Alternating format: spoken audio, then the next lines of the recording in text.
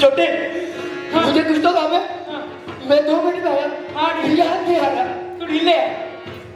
अबे ढील देना, अरे ढील दे, अबे ढील।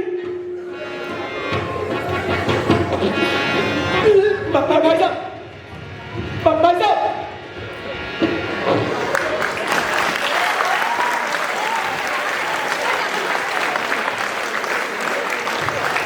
भाई साहब, भाई साहब,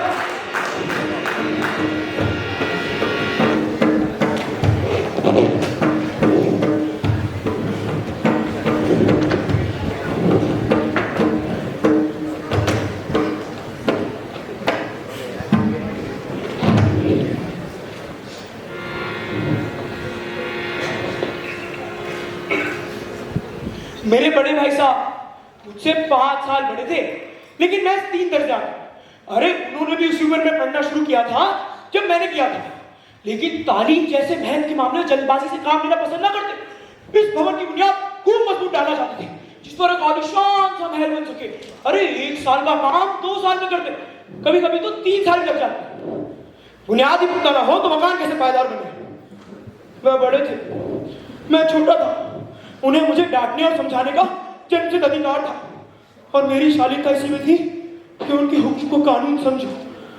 अरे वे स्वभाव से बड़े अध्ययनशील थे, हरदम किताब खोले बैठे रहते, और शायद दिमाग को आराम देने के लिए कभी कॉपी पर, कभी किताबों पर, और कभी हाशियों पर कुत्ते, बिल्ली और चिड़ियों की तस्वीर बनाया करते। अरे कभी कभी तो ऐसी शब्द रचना करते जिसका ना ही कोई अर्थ होता और ना ही कोई सामंजस्य। मसलन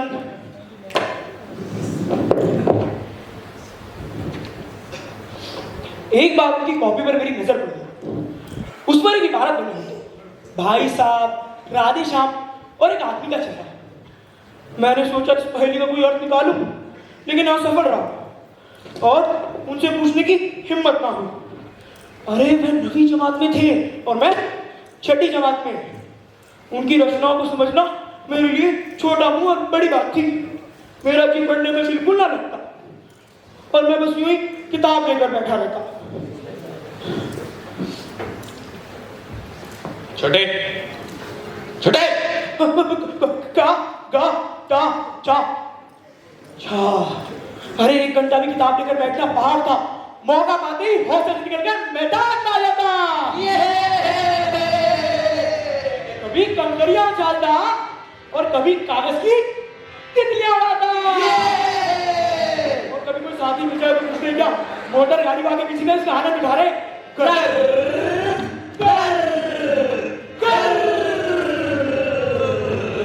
अरे लेकिन कमरे में आते ही भाई साहब का रौद्र रूप देखकर मेरे प्राण सूख जाते। उनका पहला सवाल होता, कहाँ गए? हमेशा यही सवाल इसी ध्वनि में, और मेरे पास जवाब केवल मौन था। अरे ना जाने क्यों ना कह पाता, बाहर खेल रहा था, लेकिन मेरा मौन वो कहते था मुझे अपना अपराध स्वीकार है। और भाई साहब के पास इसके अलावा कोई चारा ना बचता कि शेष से मेरे शब्दों से मेरा सत्कार करे।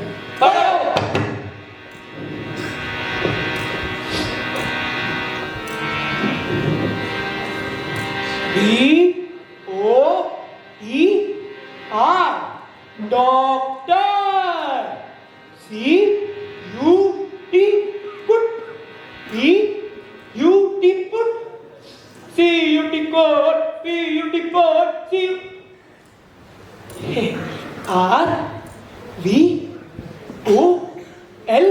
RVOLLE। इस तरह अंग्रेजी पढ़ोगे तो जिंदगी भर पढ़ते रहोगे और एक हद आएगा। अंग्रेजी पढ़ना कोई आसान कार्य नहीं कि जो चाहे कर ले। अगर ऐसा होता तो कोई भी ऐरा गहरा नथु गहरा अंग्रेजी का विद्वान हो जाता। अरे यार रात दिन आंखें फोड़नी पड़ती है और खून जलाना पड़ता है, तब कहीं जाके विदा आती है। और आती क्या है? हाँ, कहने को आ जाती है। अरे बड़े बड़े विद्वान भी शुद्ध अंग्रेजी लिख नहीं सकते, बोलना तो दूर रहा। और मैं कहता हूँ तुम कितने घोंघ हो कि मुझे देखकर भी सबक नहीं लेते। मैं कितनी मेहनत करता हूँ और तुम अपनी आंखें देखते हो और नहीं देखते। तो यह तुम्हारी आंखों का कसूर है, तुम्हारी बुद्धि का कसूर है। इतने मेरे तमाशे होते हैं, तुमने मुझे इनमें जाते देखा है? रोज ही हॉकी और क्रिकेट के मैच होते हैं, मैं पास नहीं पटकता, हमेशा पढ़ता रहता हूँ।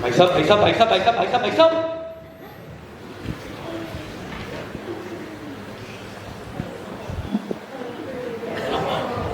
क्या हुआ? क्या हुआ? भाई साहब भाई साहब भाई साहब भाई साहब भाई साहब भाई साहब भाई साहब भाई साहब भाई साहब भाई साहब भाई साहब भाई साहब भाई साहब अबे भाई साहब फेल हो गए। भाई साहब भाई साहब भाई साहब फेल हो गए और मैं पास हो गया। हर दर्जे में अव्वल भी आया। अब भाई साहब और मेरे बीच केवल 2 साल का अंतर रह गया था। जी मैं आया भाई साहब पहाड़े हाथू। कहाँ गई आपकी वो घोर तपस्या? मुझे देखिए मजे से खेलता भी रहा और अव्वल भी आया हूँ। लेकिन भाई साहब इतने उदास थे कि मुझे उनसे दिली हमदर्दी हुई और उनके घाव पर नमक छिड़कने का विचार लज्जास्पद साबित हुआ। हाँ अपने पर थोड़ा अभिमान बढ़ा और आत्मविश्वास भी। अब मैं खेल कूद में शारीक होने लगा। दिली मजबूत था कि भाई साहब ने मेरी फजीयत की तो साफ साफ कह दूंगा आपने अपना खून जलाकर कौन सा तीर मार लिया। मुझे देखिए दरसे में अव्वल गया और खेलता भी रहा। लेकिन भाई साहब को मेरे रंग ढंग से साथ नहीं मिल जाता था। उनकी सहज बुद्धि बहुत तीव्र थी। ये ओए छोटे गुल्ली डंडा खेलेगा? जाओ जाओ ये ले गुल्ली, ये नहीं करना।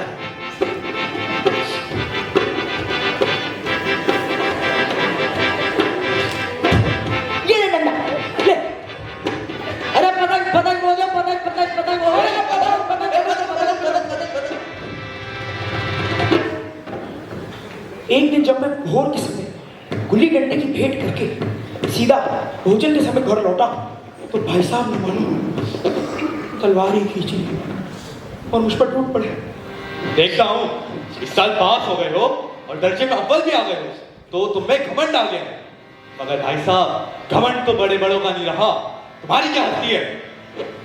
अरे इतिहास में रावण का हाथ तो बड़ा ही होगा। उसके चरित्र से तुमने क्या उद्देश्य किया? ये यूं ही पड़ गए। महज परीक्षा पास कर लेना कोई चीज नहीं, असल चीज है बुद्धि का विकास। अरे जो कुछ पढ़ो उसका अभिप्राय समझो। रावण भूमंडल का स्वामी था, ऐसे राजा को चक्रवर्ती कहते हैं। अरे रावण चक्रवर्ती राजा था, संसार के सभी महीप उसे कर देते थे। बड़े बड़े देवी देवता उसकी गुलामी करते थे, यहाँ तक यहाँ पर पानी के देवता भी उसके दास थे। लेकिन उसका क्या हुआ? घमंड ने उसका नामो निशान तक मिटा दिया। कोई उसे एक छुल्लू पानी देने वाला तक न बचा। अरे आदमी जो कर्म चाहे करे मगर अभिमान ना करे। इतराए नहीं, अभिमान किया और दीन दुनिया दोनों से गया। अरे शैतान का हाल भी बड़ा ही होगा। उसे भी अभिमान हुआ था कि उससे बढ़कर ईश्वर का कोई सच्चा भक्त है ही नहीं। अंत में यह हुआ कि स्वर्ग से नर्क में ढकेल दिया गया। शहरून ने भी एक बार अहंकार किया था, भीख मांग मांग के मर गया। अभी तो तुमने केवल एक दर्जा पास किया है और अभी से तुम्हारा सिर फिर गया। ऐसे तो तुम आगे बढ़ चुके और यह समझ लो कि तुम अपनी मेहनत से पास नहीं हुए। अंधे के हाथ बटेर लग गई है भाई साहब, लेकिन बटेर केवल एक बार हाथ लग सकती है, बार बार नहीं। अरे कभी कभी गुल्ली डंडा में भी अंधा चोट निशाना लग जाता है, उससे कोई सफल खिलाड़ी नहीं हो जाता। सफल खिलाड़ी वो है जिसका वो निशाना खाली ना जाए। मेरे फेल होने पर ना जाओ। अरे मेरे फेल होने पे ना जाओ। मेरे दर्जे आओगे तो दांतों पसीना आएगा। जब अलजेब्रा ज्योमेट्री के लोहे के चने चबाने होंगे और इंग्लिस्तान का इतिहास पढ़ना होगा। अंग्रेजी बादशाहों के नाम याद रखना आसान नहीं। 8 हेनरी हो गुजरे हैं, कौन सा कान किस हेनरी के समय हुआ ये याद रखना आसान समझते हो? गलती से भी हेनरी 7वीं की जगह हेनरी 8वां लिख दिया और सारे नंबर गायब। सफा चेक। दर्जनों तो जेम्स हुए, दर्जनों विलियम, कौन हो चार। दिमाग चक्कर खाने लगता है, हाथी रोग हो जाता है और इन अभागों को नाम ही न जुड़ते। एक ही नाम के पीछे दो यम सोयम चाहे बच्चों लगाते चले गए। अरे अगर मुझसे पूछते तो 10 लाख नाम बता देता। और अलजेब्रा तो भगवान की देन है। अब ज की जगह अ ज ब लिख दिया और सारे नंबर कट गए। आखिर अ ब ज और अ ज ब में क्या अंतर है? दाल भात रोटी खाई या भात दाल रोटी, इसमें क्या रखा है? मगर अध्यापक चाहते हैं कि बच्चे अक्षर अक्षर रटाने और गणित का नाम शिक्षा रख छोड़े हैं। अरे इन बेसिक पैर की बात को रटने का क्या फायदा?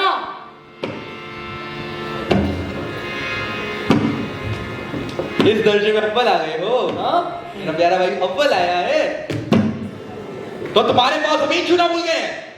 अरे मेरा कहना मानो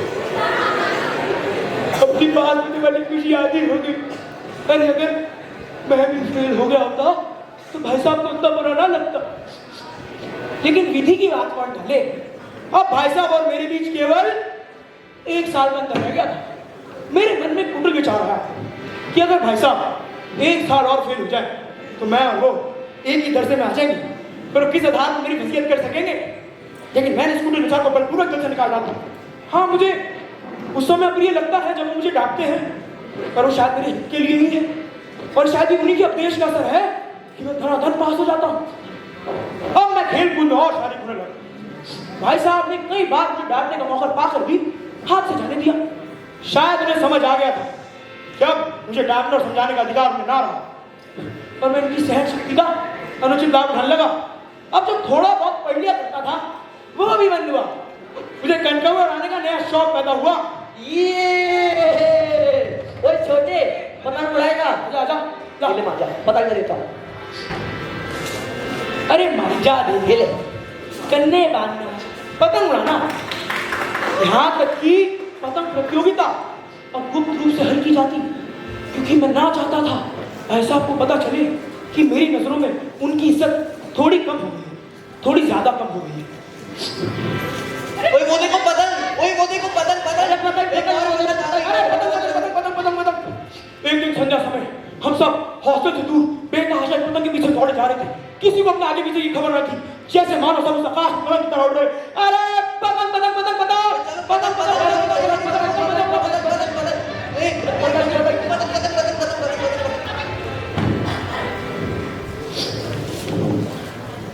तभी भाई साहब से मेरी मुठभेड़ हो गई, जो शायद बाजार से सामान लेकर लौट रहे थे। अरे बाजारी लड़कों के साथ ढेले के कनकौओं के पीछे भागते हुए तुम्हें शर्म नहीं आई? कम से कम इस बात का तो लिहाज रखो कि आप छोटे दर्जे में नहीं रहे, 8वें दर्जे में आ गए हो और मुझसे सिर्फ 1 दर्जा नीचे हो। अरे आदमी को अपने पद का कुछ तो लिहाज रखना चाहिए। पहले के जमाने में लोग 8वां दर्जा पास कर नायब तहसीलदार बन जाते थे। मैं ही कितने मिडल को जानता हूँ जो आज सुप्रिंटेंडेंट और डिप्टी मजिस्ट्रेट बने बैठे हैं। हमारे हजारों लीडरों ने 8वें दर्जे तक पढ़ा है, कई सारे समाचार पत्र के संपादकों ने भी। तुम भी उसी 8वें दर्जे में हो, लेकिन तुम यहाँ इन बाजारी लड़कों के साथ ढेले के कनकौओं के पीछे भाग रहे हो। मुझे तुम्हारी बेवकूफी पे शर्म आती है, दुख होता है। मूर्ख हो तुम, इसमें कोई शक नहीं, लेकिन मैं ऐसे काम का जो हमारे हाथ में गौरव की हत्या करते। अरे तुम अपने दिल में समझते होगे कि मैं भाई साहब से महज 1 दर्जा नीचे हूँ और अब उन्हें मुझे कुछ कहने का अधिकार नहीं, लेकिन यह तुम्हारी गलती है। मैं तुमसे 5 साल बड़ा हूँ और अगर परीक्षा का यही हल रहा तो निसंदेह अगले साल तुम मेरे समक्ष धर हो जाओगे। लेकिन मुझको और तुम में जो 5 साल का अंतर है उसे तुम तो क्या भगवान भी नहीं मिटा सकते। लेकिन मैं तुमसे 5 साल बड़ा हूँ और हमेशा रहूंगा। मुझे जिंदगी और दुनिया का जो तजुर्बा है तुम इसकी बराबरी नहीं कर सकते, चाहे तुम MA, DPhil या DLT क्यों ना हो जाओ। समझ किताब पढ़ने से नहीं आती है, दुनिया देखने से आती है। हमारी अम्मा ने कोई दर्जा पास नहीं किया और दादा भी शायद 5वीं जमात से आगे रह गए। लेकिन हम दोनों चाहे तो दुनिया की सारी किताब पार कर ले, अम्मा और दादा को हमें समझाने और सुधारने का अधिकार हमेशा रहेगा। इसलिए नहीं कि वो हमारे जन्मदाता है, लेकिन इसलिए क्योंकि उनको हमसे ज्यादा दुनिया का तजुर्बा है। अमेरिका में कौन सी राज्य व्यवस्था है, 8वें हेनरी ने कितने ब्याह किए और आकाश में कितने नक्षत्र है, इनका जवाब चाहे उन्हें ना पता हो। लेकिन हजारों ऐसी बातें हैं जिनका ज्ञान उन्हें हमसे और तुमसे कहीं ज्यादा है। तो भाई साहब, आपको यह सोचने की जरूरत नहीं कि अब आप मेरे समीप आ गए हो और अब आप स्वतंत्र हो। अगर मेरी बात तुम्हें अभी भी समझ नहीं आ रही तो मैं इसका भी इस्तेमाल कर सकता हूं।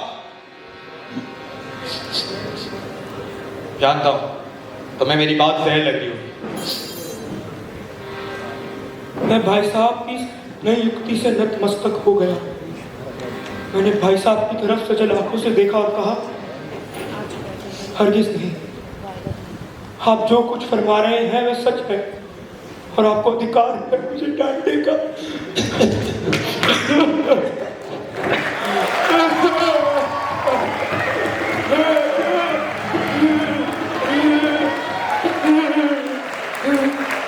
कभी संयोग से ऊपर से कदम उड़ती निकल, भाई साहब मुझे कूद कर पकड़ लिया। ये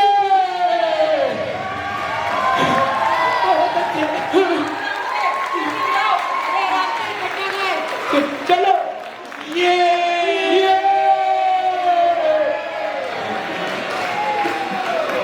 मन करता है आसमान में सूरज बनकर दौड़ लगाऊं, मन करता है पतंग बनकर दूर दूर तक उड़ती जाऊं। धीरे धीरे छोटे भाई को समझ में आया कि पढ़ाई का असली मतलब क्या है, और बड़े भाई को भी। पढ़ाई का असली मतलब है अनुशासन सीखना, औरों का सम्मान करना, और हाँ, थोड़ा बहुत खेल भी जरूरी है, लेकिन इसका मतलब ये नहीं कि तुम पूरा दिन खेल में ही खो जाओ। आखिरकार छोटा भाई तभी पास हुआ जब उसने बड़े भाई की सीख और अनुशासन के तरीके को समझा और अपनाया। यही उसकी सफलता का असली कारण है। लेकिन आज के इस दौर में हम पढ़ाई केवल नंबर लाने के लिए करते हैं या एक बेहतर इंसान बनने के लिए? सवाल का जवाब मैं